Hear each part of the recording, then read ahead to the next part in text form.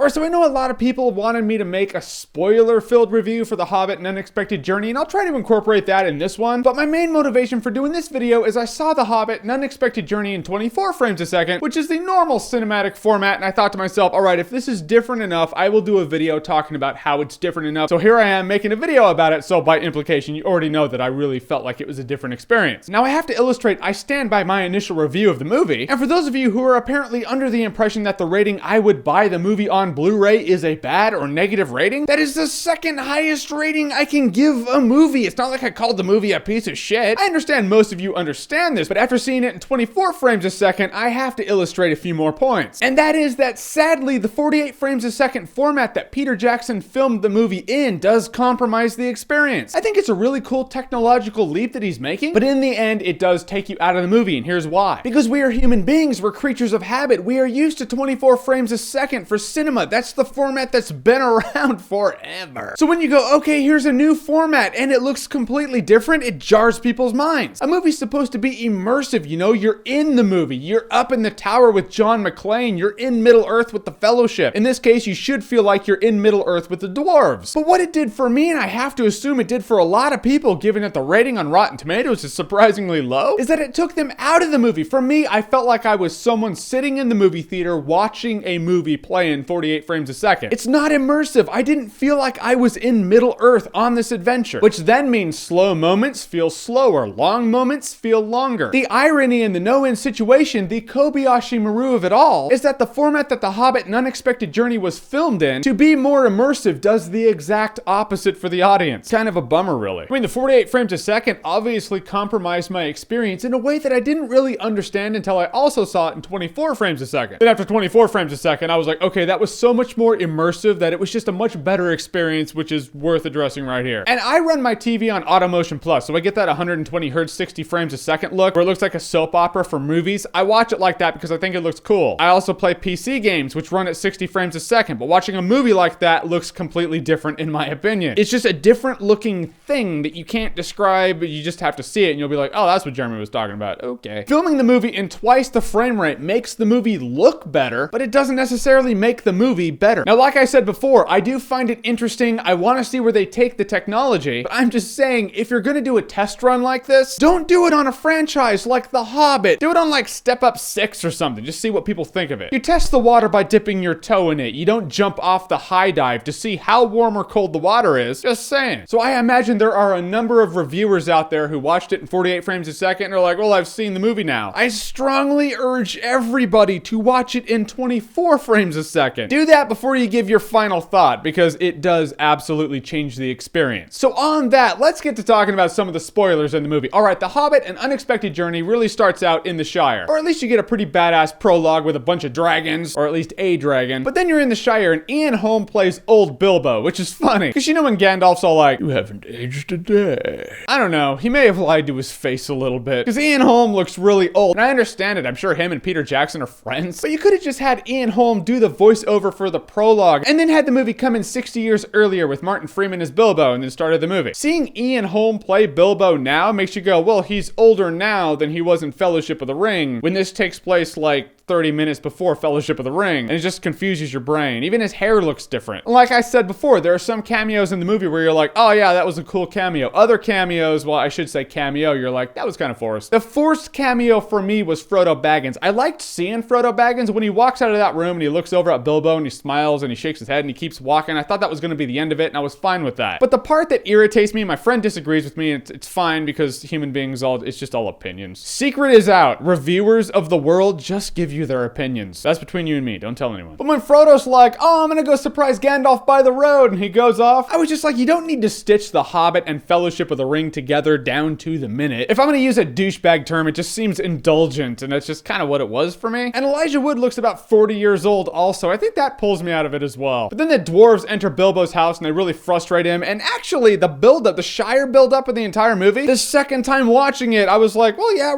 we are par for the course for Fellowship of the Ring, But when I first watched Fellowship of the Ring, it was in 24 frames a second, like my second viewing of The Hobbit. It wasn't 48 frames a second, which I was sitting in the theater going, oh, I'm a guy in a theater watching The Shire. But then the movie goes on, you see some iconic scenes like the whole troll scene where they're gonna boil them or cook them or squash them into jelly. I love that scene because you see the troll statues in Fellowship of the Ring. And so I was looking, I was like, okay, I want to see if they freeze in the same position. I noticed that one pointing down. Props to that, and that's what Peter Jackson's great about. Those little details, it's what makes him a badass. Now, another thing that didn't irritate me the second time around watching The Hobbit was Radagast the Brown. And to be clear, for people who thought I called him the Jar Jar Binks of Middle-earth, I did not call him the Jar Jar Binks of Middle-earth. What I said was, if people do call him the Jar Jar Binks of Middle-earth, I'm not going to argue them, and I still wouldn't. Because I'd be like, oh, okay, I'm able to see your opinion. I can see how you would think that. All I said was, I wish they had done him differently, and I still wish they did him differently. However, with Gandalf going, he's a very great wizard, and him curing that little hedgehog of smoke monster disease from Lost or whatever he did, you're like, okay, yeah, he has power. But he's actually in the movie a lot less than I remember. I think it was one of those scenarios where I was like, I underhyped him to the point where when I watched the movie again, I was like, well, he's not as bad as I remember. When I said the last couple hours of this movie are completely badass, for me, it was when they got to Rivendell. When they got to Rivendell to the end of the movie, I love it all. I love seeing Elrond again, which is funny because I hadn't actually seen Gandalf and Galadriel interact at all. This is the first time in the movies you actually see that, and you really get the sense you're like, yeah, Galadriel, she really wants to hit that. You can see it too, Gandalf with a pipe in his hand and a leg in the other, all like, yes, call me old Toby.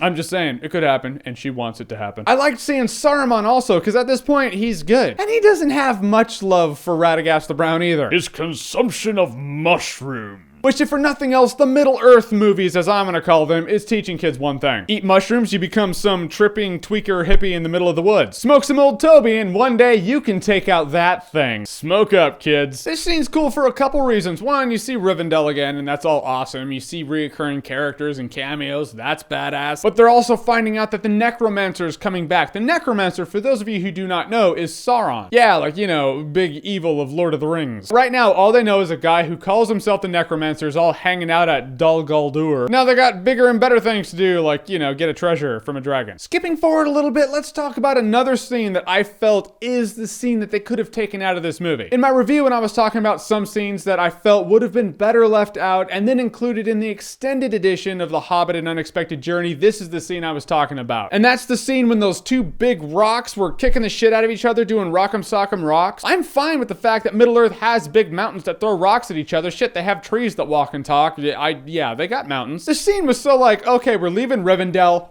big mountains are kicking the shit out of each other, and now we're gonna rest. I think it would have been better to give us shorter cuts of the movie so the general populace can be like, oh, okay, now I'm invested with these characters, now I'm into their quest, I would like to see more. Oh, now we have an extended cut, I get to see more. But if you just throw the extended cut at people right off the bat, they're gonna be like, the movie just feels too long. I think if Peter Jackson had done it that way, The Hobbit: An Unexpected Journey would have been better received by some people. Not all people, I get it. Like, there are a lot of people who are like, no, it was perfect, cool. I'm just saying, if you did it that way, that would have been better for the general populace. Now, when the whole crew goes into the goblin cave and you have that one goblin that sounds just like Ian McShane, but it's really not him, I guess. I love this scene simply for one. This was the scene I was talking about when I was like, Gandalf is such a badass in this movie. It's when they're all there and they're gonna start kicking the piss out of the dwarves, and that big light comes out of nowhere, just wipes everything out. Initially, before it showed who did it, I was like, I don't know who did that, but I really hope it's Gandalf. Sure enough, you see his silhouette with his pointy hat and his sword and his staff, and he walks up, he's like, take up your arms! I'm like, that's why you're a badass, old dude who's awesome. And then after that, more excitement ensues while Bilbo is doing riddles in the dark with Gollum. And this also has the scene, in any of the scenes in this movie, this is the scene where I was like, ugh. And it's the scene when that big goblin's there and he's like, what are you gonna do? And then Gandalf just slices his stomach and you see it cut through the fat. I mean, it looks CGI, but it looked like it cut through fat. And that's the thing I'm gonna point out in this movie. The Hobbit may have been written for kids, but the movie was not made for kids. Come on, the movie has decapitations and a big evil defiler holding up a dwarf's head. His severed head. Right there, I was like, it's not really made for kids. Unless kid cartoons and shows are showing bloody severed heads, in which case, where have I been? But again, the Riddles in the Dark segment with Gollum, I love this segment. Why? Because I get to do Gollum's voice again. But really, you get that emotion. You remember in the Fellowship of the Ring when Gandalf and Frodo are talking and Gandalf's like, pity. It was pity that stayed Bilbo's head. I hope they show that in the movie, and they totally do. That scene where Bilbo has Sting his sword to Gollum's neck, and Gollum turns around because he's invisible, because he can't see him, and he's just looking around, you see a tear trickle down his eye, you're like, oh man, he he did lose his precious. If anyone in Middle-earth is more entitled to have the ring other than Sauron himself, it is Gollum. Dude had a 500-year relationship with that thing. It's his precious. A scene where he's looking at his reflection, he's all like, just do it. Just do it for me. You're like, Bilbo, just put on the ring and run, dude. You're dead. And come on, be honest with yourselves. How many people were trying to figure out the riddles when Gollum and Bilbo were doing the riddles back and forth? Come on, you know you were. I was, shit. And then you think they get to safety and they're not because the big evil defiler orc is there and it was all cool. He's turning pine cones into grenades and that's badass. That's what wizards do. But this also has one of the most badass scenes, which is simultaneously one of the scenes that made me go, really? And that's the scene when all the good guys are trapped and the defiler's there on his warg and he's gonna wipe everyone out and the tree's all falling over and then Thorin's like, you know what? Not on my dead awesome warrior dwarf body who looks like a Klingon because I do. And he stands up all epically like he's gonna face down with him. He ends up whiffing it and taking a warg paw to the face. It doesn't matter. Point is, this moment is extremely awesome and for every badass moment you need a badass song. And the song plays and it's awesomely epic. Yet you're like, I recognize that song. I've heard it before in a Lord of the Rings movie. The song that plays in that scene is the identical song to the scene on Weathertop in Fellowship of the Ring when the Nazgul were closing in on the hobbits. It's the same exact song and you're like, it's a badass song, don't get me wrong, which rhymes, and I didn't mean for it to. But why didn't Howard Shore make an original badass song for that scene? It just kind of took me out of it a bit. It threw me off. I was like,